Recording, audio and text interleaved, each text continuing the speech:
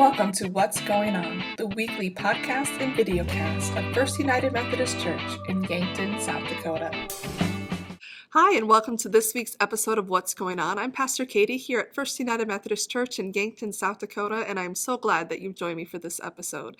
This is a special episode, and I am joined today with the Director of Habitat for Humanity here in Yankton County, Rebecca. Rebecca, thank you so much for coming today. Yes, thanks for having me. I'm super excited to be part of all of this. So one of the reasons that we have her on the podcast today is that our church is going to be part of a Habitat for Humanity build. And so I've invited Rebecca here today to talk a little bit more about Habitat for Humanity as an organization, but also about the opportunities that we are going to have in partnering with them for this build. And so would you just share a little bit about what Habitat for Humanity is and what it does? Okay, so Habitat for Humanity is a low-income housing mission. We are a Christian-based organization, and we help families in both Yankton and Clay counties with housing solutions, whether it's home ownership, home repairs, or our A Brush with Kindness program is like a home beautification program. And we cater to families that fall between 40 and 60% of the AMI, which is area median income, and that's established by HUD. And our principle is that our mission is a hand up, not a hand out. And so people partner with us and then pay an affordable interest-free loan basically for the repayment, and then that goes back in and we recycle it into helping the next person. And so if I'm not mistaken, the families also participate in helping to build the house, right? Yes, yeah. So we require 400 hours of sweat equity for a new construction project. And that sounds like a huge number. I know if I had seen that, I would have been like, whoa. But it's actually broke up. So we require 175 of actual construction hours by the family, and then they can have 175 hours donated by family and friends, which would be church groups, their employer, things like that. And then we require 65 hours of community service outside of Habitat. Okay. So that's where the building community comes into play. That's part of our mission statement. And that's where helping out with other nonprofits and things like that. And then, of course, we require 10 hours of classes, which are Homeowner 1, Homeowner 2, which it sounds silly to have to take a homeowner class, but it teaches people basic maintenance of their home, but also understanding the financial aspect of it and what it means to enter into a mortgage. And then we also require I'm going to struggle with this. It used to be Lutheran Social Services, so it's ingrained in my brain, but I think it's the financial... Is it Thrivent? No. It used to be Lutheran Financial. It's something financial now, but it's based here. Sylvia is... I can't even think of... That's going to throw my brain off now. But anyway, so if you know who it is, you can comment below. Yeah, I am sorry. I should know that. I work with her quite a bit. But so what she teaches them through this third party is budgeting and credit, which since I've worked with Habitat, I've learned a lot by attending her class. There's things that you don't even realize when it comes to credit. I mean, I don't know that it's not taught in the school system, but I was never taught it. And so, yeah, it's huge. And most of the people we cater to are first-time home buyers. So maybe they don't have good credit or the best credit or even understand how to build credit. And so that's something that they learn in that. And that's all setting them up for a good foundation to hopefully be very successful at becoming a homeowner. I was just thinking that, well, I've never actually bought a home myself because I went into ministry. So I've had parsonages where I have, literally a team of people that have to care for my house for me. But I would benefit from having Homeowner 1 and Homeowner 2 classes. I wish that that was probably a more accepted thing, because I think there's a lot of people that, you kind of stumble your way through it. And Oh, I wholeheartedly agree. I just bought a house 3 years ago, and But I mean, I had already started the whole training to learn how to teach the classes, but I mean, I learn things all the time. And, one of the big takeaways that I've learned from that is, when you switch from being a renter to a homeowner, there are things that maybe you don't know how to do, like check your furnace filter or, even how to shut off the water Or to your that you need house. to do that, Yeah. like shut off the hoses, otherwise they'll freeze and Yeah, burst a so pipe. it's Yeah. it's things like that maybe to someone would just be common sense, but to the next person isn't. And so, that's what we try to build on. And our construction supervisor is really good. We do, obviously, at the end of construction, we do a final walkthrough, and we make sure we pinpoint those things that they learned in the class. We make sure that we show them so that, they're not, and some people are afraid to ask, Right. so it's really nice, and it's a good foundation, and that's what we want. We want people to succeed starting at the most basic level. So. Right. And you're giving that, like you said, that it's about really giving that helping hand, that it's not just that here's a brand new house, good luck. It's Right. Here's also all the tools that you need to go with it to care for this and to make good decisions for your house and for your finances moving forward. And I think that's one of the things I've always loved about Habitat is that it's really empowering to people. It's giving them skills and tools that they need, as well as giving them, meeting them where they are. Right. And so that's one thing that I've always been really excited about with that organization in particular. Yeah, I mean, that's the American dream, right? You could do anything you want, right? And being a homeowner is one of those things that's kind of a staple of the American dream. And, low income families a lot of times don't have that opportunity. And that's where Habitat steps in. And it's not a free program. They pay a mortgage just like if they were to go through a bank. The gift is that it's 0% interest. And so if you have ever had a loan, whether it's a home loan, a car loan, anything, you know how much interest you could pay. Yeah, it adds up. It adds up. So. Yeah. So, do you happen to know offhand, and I didn't prep this ahead of time, do you know how many homes in Yankton or that Habitat for Humanity in Yankton and Clay counties that have been built through this program? So the house that we're breaking ground on will be the 45th home that Habitat has built.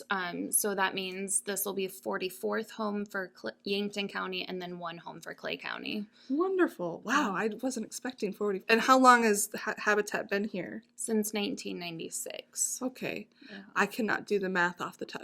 25 years. 20. Yeah. All right. Yeah, so something like that. That's pretty good. That's more than one house a year you're averaging. Yeah. And you probably have to do them all the weather's good. Yeah. So. They have it down to a science where you like start a house and then it's like ready to be worked on in the winter and stuff like that. So nice. And so we as a church are joining with other churches to help with this new Habitat bill that's breaking ground. So do you want to talk a little bit more about that? Yeah, so Habitat was awarded a Thrivent Venture grant, and that is $15,000 that the Thrivent is donating to this house that we're building at 702 East 11th Street.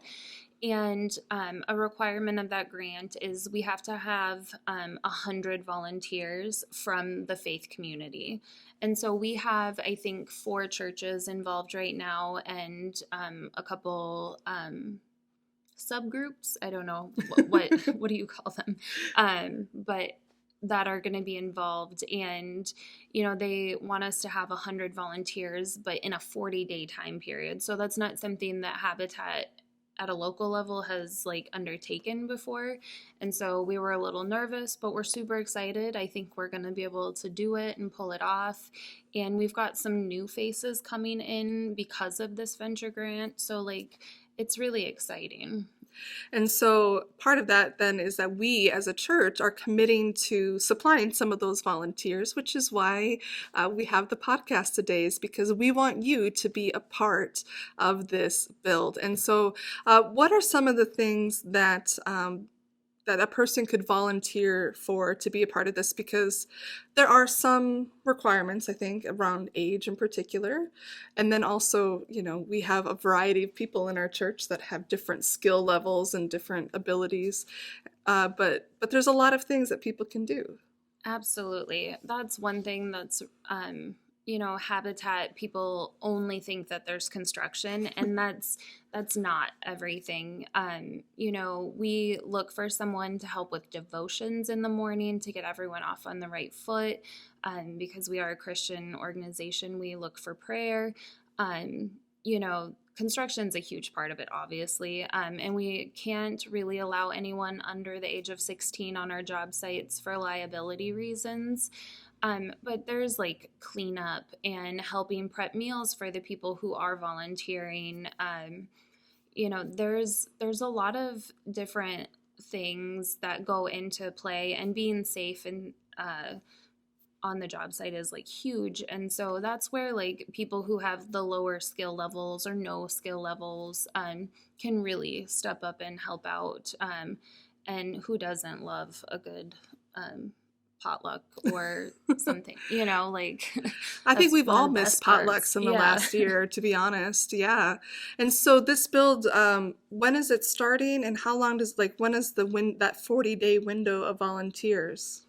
So we're hoping to break ground Thursday or Friday. So if you drive by the lot, definitely it's at 702 East 11th. I don't know if I've said that yet or not, but yeah, we're going to break ground, and we're hoping that we'll be at a point middle of July where we can have volunteers step in. So we're hoping middle of July to like August, September-ish. Which is perfect you get the summer weather, and you've got, people that are kind of having their different summer schedules. And so if this is something that you're interested in, again, like I said, we sort of committed you. So I hope you are interested.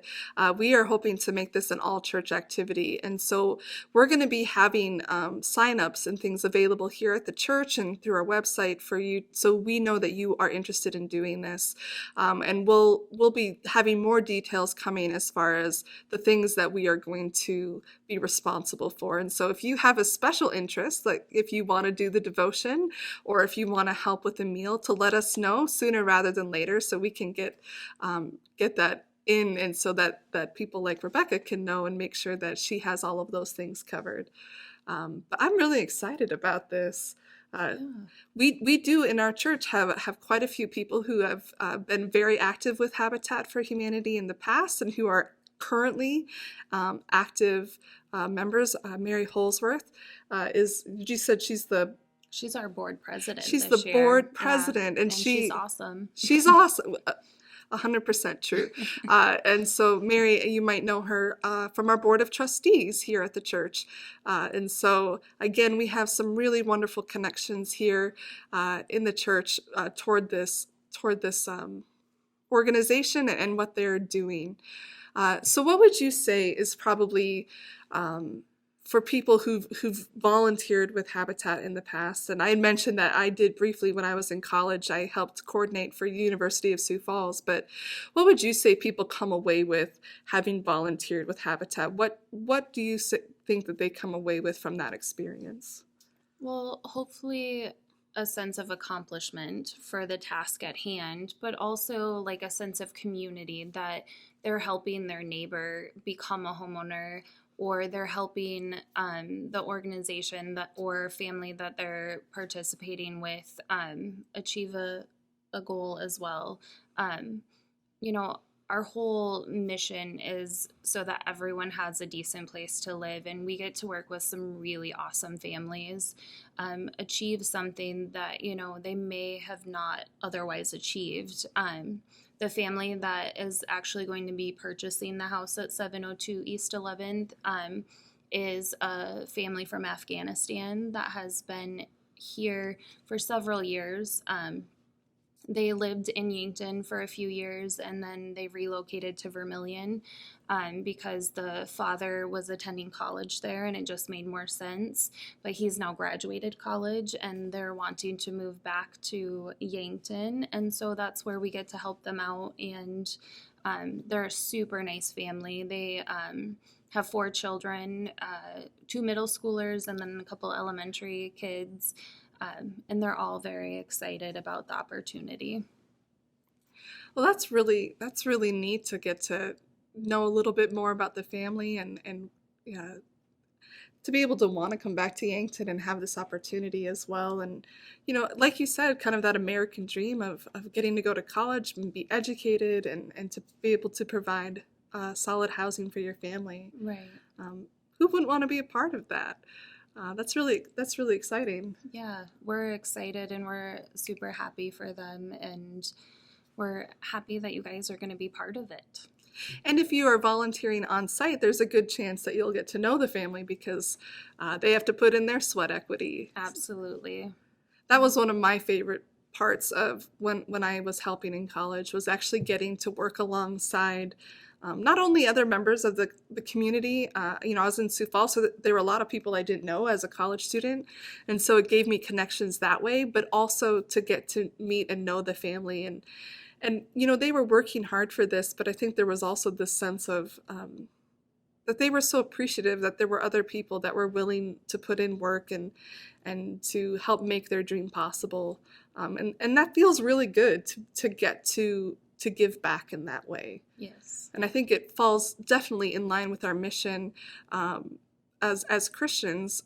Jesus says that we are to provide for the least of these brothers and sisters of mine, that when we do that for the least of these, we do it for Jesus himself. And so helping people to meet kind of that basic need of decent housing in a way that empowers them for a bright future, I think that falls in line with the teachings that we have from Christ himself, which makes sense with Habitat being a Christian organization. I was mentioning to someone earlier, I think last week maybe, Mary Alice Halverson, and she just casually dropped into conversation that she did a Habitat build with Jimmy Carter with a couple other people from our church, and my jaw dropped, and I was like, what an incredible experience to get to do that. And so, I think it's just, you never know what kind of experiences you're going to have when you offer your time for someone else. So I don't know if you know this, but Mary Alice's husband, Ken, was one of the founding members of our affiliate. He was the brains behind getting our affiliate off the ground and secured as a nonprofit in Yankton and South Dakota. So clearly we have strong ties to this organization, and it makes sense for us to partner with them in this mission. And so I hope that you will take this to heart and find time within your schedule this summer to be a part of this mission for us, whether that be on site, especially those of you with some, I think, construction experience. There's definitely going to be things for you to do, but I also know that within our congregation we have some wonderful cooks, that we have people that are just go-getters who are willing to go where things are needed. And so we want everyone to participate in some way. We'll definitely be having some times for prayer to lift up this mission and this house and this family in particular, so that this is all a good experience for everyone involved. Is there anything else that we should know before people kind of get ready to volunteer for this, as far as volunteering for Habitat? All are welcome. We would enjoy having everyone, no matter the skill level, even if you want to learn a new skill, like come help out. And even the people who just pray for us are appreciated, and we are super excited that you guys are partnering with us, and we're gonna hopefully make a really nice home for this family. All right. Well, thank you so much for coming on the podcast with me today. And if you have any other questions about this, don't hesitate to call the church, or you could contact Habitat for Humanity as well if you have other questions. Stop by the Restore as well as another way to support what they are doing. I was on the website before you came, and I was like, oh, I could use a new bookshelf. Yeah, my office is actually located at the Restore, so stop and see me and check out our Restore. We do have changing inventory every week there. So there's a lot of ways to support and get involved with this. And so That ends this week's podcast. I hope to see you in worship, and we'll see you again next week. God bless. Thank you for joining us on this episode of What's Going On, a video and audio podcast of First United Methodist Church in Yankton, South Dakota. We'd love to have you join us for worship on Sundays, and we have two options available. 9 a.m. is our contemporary service, and 10:30 a.m. is our traditional service. You can find those online as well at our website, www.firstumcyankton.org, or on YouTube.